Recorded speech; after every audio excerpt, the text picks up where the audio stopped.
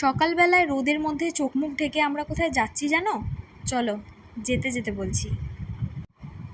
এই হলো কল্যাণী এক্সপ্রেসওয়ে। দিনটা ছিল 27শে এপ্রিল, অর্থাৎ রবিবার। তাই রাস্তাও অন্য দিনের তুলনায় বেশ ফাঁকা।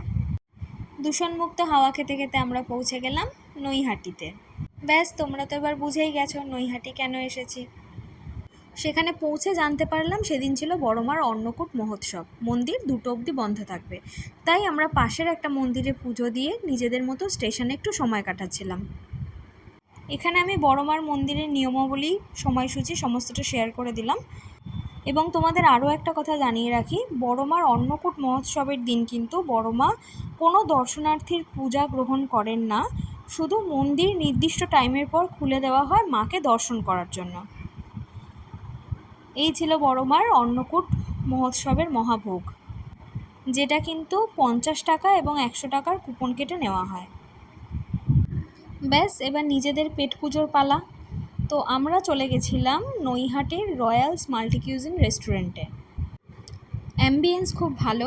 ছেলেটার হাসি দেখেই বুঝতে পারছো খাবার কোয়ালিটি কতটা ভালো হতে পারে। নেক্সট টাইম যদি আমি নৈহাটি যাই, আমি ডেফিনেটলি আবার এইখানেই যাব।